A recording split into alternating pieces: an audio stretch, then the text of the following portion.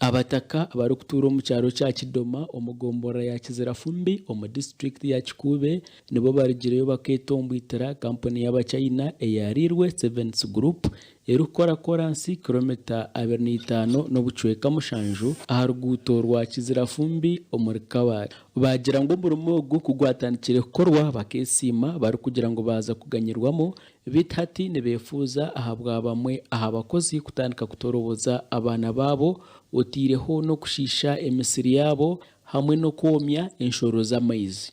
Nyowe kafero urutoke rwanjye rwahikemwe rw'enyuma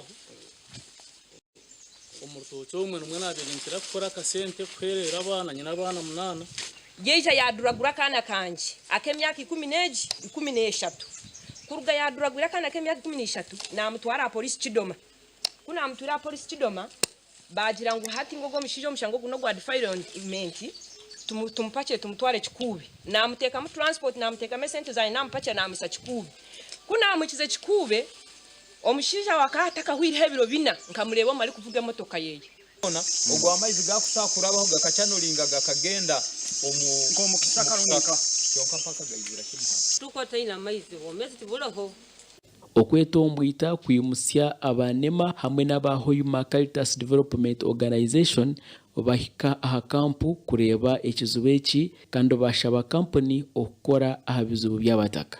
Our interest is to first give compliance assistance. So we have come here therefore to offer you compliance assistance.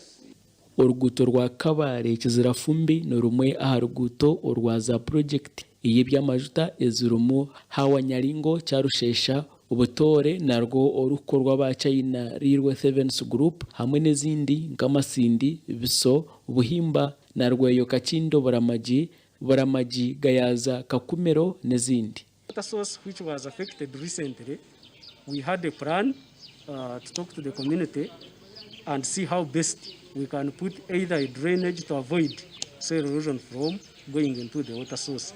Gashakwa Ambrose Nwagaba Katoto.